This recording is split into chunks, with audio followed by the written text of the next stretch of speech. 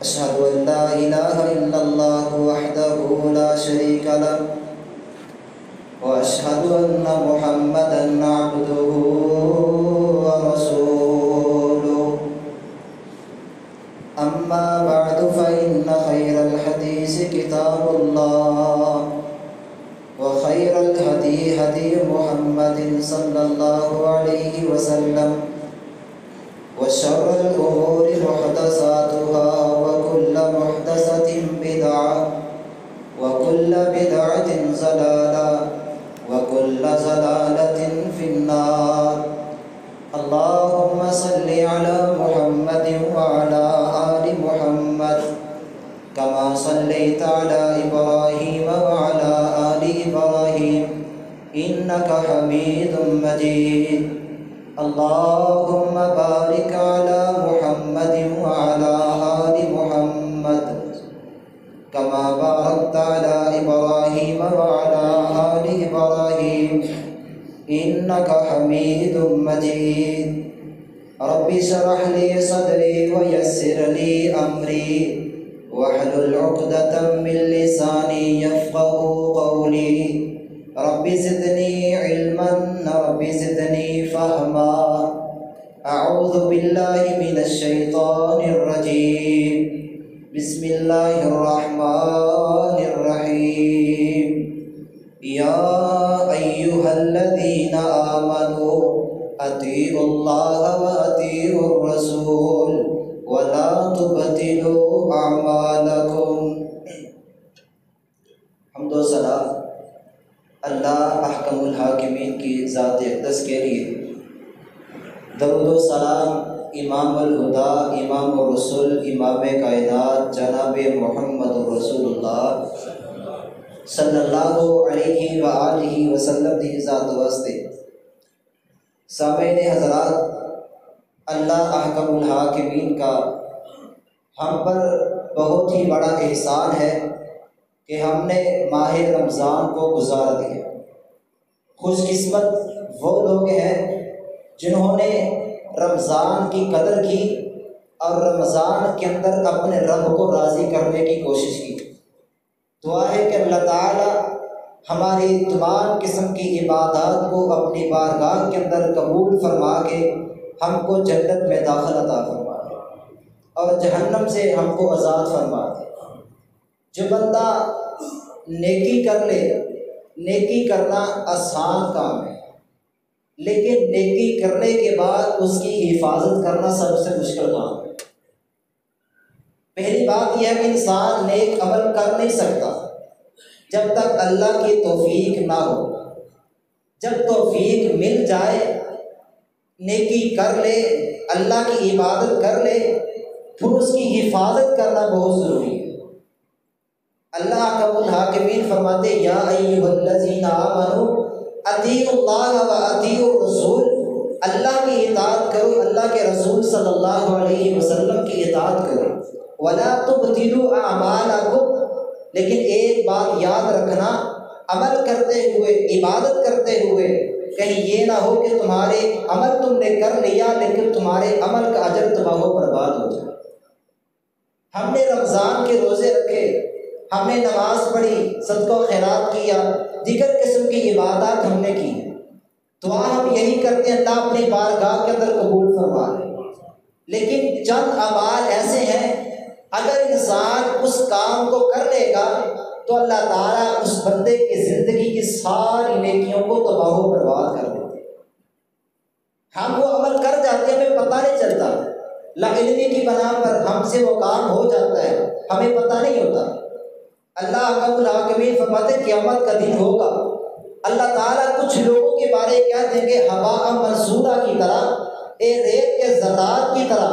اللہ تعالیٰ کچھ قسم کے لوگ ہوں گے ان کے اعمال کو ہوا میں اڑا دے گے. انسان دنیا میں عبادت کر کے تھک چکا ہوگا، لیکن قیامت کے دن اعلان کیا جائے گا کہ اس کی نیکیوں کو ہباء منصورہ کی طرح ہوا میں اڑا دے. اللہ کے رسول صلی اللہ علیہ وسلم نے صحابہ کرام سے پوچھا اتدرون ما المفلس، کیا تم جانتے ہو مفلس بندہ کون ہے؟ صحابہ کرام رضی اللہ تعالی عنہم کہنے لگے اللہ کے رسول مفلس بندہ، کنگال بندہ وہ ہے جس کے پاس مال و زر نہ ہو، جس کے پاس روپیہ پیسہ نہیں ہے، وہ بندہ مفلس ہے۔ اللہ کے رسول صلی اللہ علیہ وسلم فرمانے لگے نہیں، میری امت میں مفلس بندہ وہ ہے کل قیامت کے دن وہ بندہ اللہ کی بارگاہ کے اندر نیک اعمال لے کر آئے، اس نے نمازیں بھی پڑھی ہوں گی، صدقہ خیرات زکوٰۃ بھی ادا کی ہوگی، رمضان کے روزے بھی رکھے ہوں گے، لیکن اس کے باوجود وہ بندہ جہنم کا ایندھن بن جائے۔ اللہ کے رسول کیا معاملہ، نماز پڑھ لے بندہ جنتی ہے، زکوٰۃ ادا کرے بندہ جنتی ہے، رمضان کے روزے رکھ لے وہ بندہ جنتی ہے، لیکن یہ بندہ سارے کام کرنے کے باوجود پھر جہنم کے اندر کیوں؟ اللہ کے رسول صلی اللہ علیہ وسلم فرماتے ہیں قد شتم ھذا، نیک اعمال کیے، عابد تھا، متقی تھا لوگوں کی نظروں میں، لیکن جہاں پر نماز پڑھتا تھا ساتھ میں لوگوں کو گالیاں بھی دیا کرتا تھا، ساتھ میں لوگوں کو برا بھلا بھی کہا کرتا تھا۔ اگر سردار ہے، چودھری ہے، مالک ہے، اپنے محتاج جتنے بھی لوگ کام کرتے ان کو گالیاں دیا کرتا تھا۔ وہ کمزور تھے، بدلہ نہ لے سکے، انہوں نے دنیا کے اندر اپنا معاملہ میرے سپرد کر دیا۔ آج جس عدالت کو میں نے قائم کیا ہے یہ عدالت انصاف کی ہے، میں انصاف کروں گا، لہذا اس بندے کی نیکیوں کو اٹھایا جائے گا، جن لوگوں کو گالیاں دی گئی ہوں گی ان کو نیکیاں عطا کر دی جائے گی۔ معاملہ یہیں پر ختم نہیں، اللہ کے رسول صلی اللہ علیہ وسلم فرماتے پھر اس بندے کا اگلا جرم یہ ہوگا قذف ھذا، کمزور بندوں پہ تہمت لگایا کرتا تھا، اپنا کام نکلوانے کے لیے تہمت لگا کر ان بندوں کو سزا دلوایا کرتا تھا۔ قیامت کے دن اس بندے کی نیکیاں اٹھا کر ان لوگوں کے اندر تقسیم کر دی جائے گی۔ قد اکل مال ھذا، تیسرا جرم اس کا یہ ہوگا کہ یہ لوگوں کا مال کھایا کرتا تھا، ظلم و زیادتی کر کے اپنی بہنوں کو وراثت کا حق نہیں دیتا تھا، چھوٹے بھائی نادان ہیں نہیں پتا ان کو، ان کا مال کھا گیا، اپنے بھتیجے بھانجوں کا مال کھا گیا، یتیموں کا مال کھا گیا، طاقت تھی پاور تھی، اس کے باوجود فرمایا کہ لوگوں کا مال کھاتا تھا۔ قیامت کے دن اللہ رب العزت اس بندی کی نیکیاں اٹھا کر ان لوگوں کے اندر تقسیم کر دیں گے۔ اگلا جرم یہ ہوگا کہ ناحق لوگوں کو قتل کیا کرتا تھا، لوگوں کو مارا پیٹا کرتا تھا، وہ کمزور تھے، ناتواں تھے، بدلہ لینے کی طاقت نہیں تھی۔ اللہ فرماتے انہوں نے معاملہ میرے سپرد کیا، میں انصاف کا ترازو قائم کرتے ہوئے تیری نیکیاں اس بندے کو دے دیتا ہوں۔ فرشتے کہیں کہ اللہ اس بندے کی نیکیاں ختم ہو گئی، جتنی نیکیاں کی تھی، نمازیں پڑھی تھی، روزے رکھے تھے، صدقہ خیرات کیا تھا، صلہ رحمی کی تھی، مال خرچ کیا تھا، اللہ ساری نیکیاں تباہ و برباد ہو چکی ہیں، لیکن حقدار ابھی باقی ہیں۔ اللہ فرمائیں گے جتنے حقدار ہیں ان کے نامہ اعمال کے اندر گناہ ہوں گے، معصیت والے کام ہوں گے، وہ سارے کام اٹھائیں اس بندے کے نامہ اعمال میں ڈال دیں اور پھر اس بندے کو جہنم کے اندر پھینک دیا جائے۔ میرے محترم بھائیو غور کیجئے، ہم نماز پڑھتے ہیں، نیکیاں کرتے ہیں، کہیں ایسا نہ ہو دنیا میں عمل کر کے تھک جائے، قیامت کے دن ہماری نیکیاں ہم تلاش کرنا چاہیں، ہم نماز تلاش کریں، روزہ تلاش کریں، حج تلاش کریں، صدقہ خیرات تلاش کریں، لیکن ہمیں مل نہ سکے۔ دوسرا عمل یہ ہے، اللہ کے رسول صلی اللہ علیہ وسلم فرماتے ہیں جس بندے نے نماز عصر کو چھوڑ دیا فقط حبط عملہ، اس بندے کی بھی نیکیاں تباہ و برباد ہو گئی۔ صرف ایک نماز، 5 نہیں کہا، صرف نماز عصر کو جس نے چھوڑ دیا، نہ پڑھ سکا، سورج غروب ہو گیا، مغرب کا وقت ہو جاتا ہے، بندہ بیٹھا ہے نماز نہیں پڑھتا، اللہ کے رسول فرماتے ہیں اس بندے کی ساری نیکیاں تباہ و برباد ہو گئی۔ دوسری بار نبی پاک صلی اللہ علیہ وسلم نے فرمایا جس بندے نے نماز عصر کو چھوڑ دیا کأنما فتر اہلہ ومالہ، اس بندے کے صرف اعمال تباہ نہیں ہوئے، اس بندے کا اہل و عیال بھی تباہ ہو گیا، اس بندے کا مال بھی تباہ ہو گیا۔ آج ہم کہتے ہیں نماز عصر نہیں پڑھتے، لیکن ہمارے پاس مال وافر مقدار میں موجود یا تو بندے کے پاس مال نہیں ہوگا، اگر مال ہے اس مال کے اندر، اس اولاد کے اندر اللہ خیر و برکت کو ختم کر دے گے۔ آج یہی صورتحال ہمارے ساتھ آ رہی ہے۔ تیسرا عمل جس کی وجہ سے انسان کی نیکیاں تباہ و برباد ہو جاتی ہیں، اللہ کے رسول صلی اللہ علیہ وسلم نے فرمایا کہ جو بندہ تنہائی میں آ کر اللہ کی حرام کردہ کاموں کو کر لیتا ہے، اللہ تعالیٰ ایسے بندے کی نیکیاں بھی تباہ و برباد کر دیتا ہے۔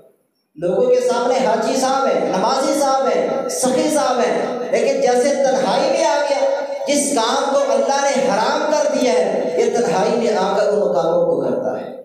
چوتھا اور آخری عمل یہ ہے، اعمال اور بھی ہیں لیکن وقت اس بات کی اجازت نہیں دیتا کہ ان کاموں کو بیان کیا جائے۔ خیر آخری چوتھا عمل یہ ہے، اللہ کے رسول صلی اللہ علیہ وسلم کی حدیث ہے کہ جو بندہ نبی صلی اللہ علیہ وسلم کے کسی بھی ایک صحابی کو برا کہے گا، اللہ تعالیٰ اس بندے کی نہ فرضی عبادت کو قبول کریں گے نہ نفلی عبادت کو قبول کریں گے۔ اللہ کے رسول کا فرمان، ان اللہ یختارنی فاختارنی اصحابی، اللہ نے پہلے مجھے چنا، پھر میرے لیے میرے صحابہ کو چنا، پھر سارے صحابہ میں سے اللہ نے کسی صحابی کو میرا وزیر بنا دیا، کسی کو میرا انصاری مددگار بنا دیا، اور کسی صحابی کو اللہ رب العزت نے میرا سسرالی رشتہ دار بنا دیا۔ جو بندہ کسی بھی ایک صحابی کو برا کہے گا، چاہے وہ کہے میرے پاس قرآن کی نص ہے، میرے پاس حدیث موجود ہے جس کی وجہ سے میں صحابی کو برا کہتا ہوں، اللہ کے رسول صلی اللہ علیہ وسلم کا فرمان کسی صحابی کو برا نہیں کہنا۔ ان کے عمل تھے، اللہ نے معاف کر دیا، وہ مغفور ہے، اللہ کی جنت کے اندر وارث ہیں، اللہ کی جنت میں وہ آرام کرتے جا رہے ہیں۔ فرمایا جو ان کو برا کہے گا فعلیہ لعنت اللہ، اس پر اللہ کی لعنت، والملائکۃ فرشتوں کی لعنت، والناس اجمعین جتنے لوگ ہیں سب کی لعنت۔ اور آگے فرمایا قیامت کا دن ہوگا، اللہ تعالیٰ اس بندے کا نہ فرضی عمل قبول کریں گے نہ نفلی عمل قبول کریں گے۔ اس لیے میرے محترم بھائیو، 4 کام میں نے بتائے، کوشش کرو ہم نے جو عبادات کی ہیں ہم ان کی حفاظت کر سکیں، ان کاموں سے بچ جائیں۔ اللہ سے دعا ہے اللہ تعالیٰ ہمیں صحیح معنوں میں قرآن و سنت کو سمجھ کر اس پر عمل کرنے کی توفیق عطا فرمائے۔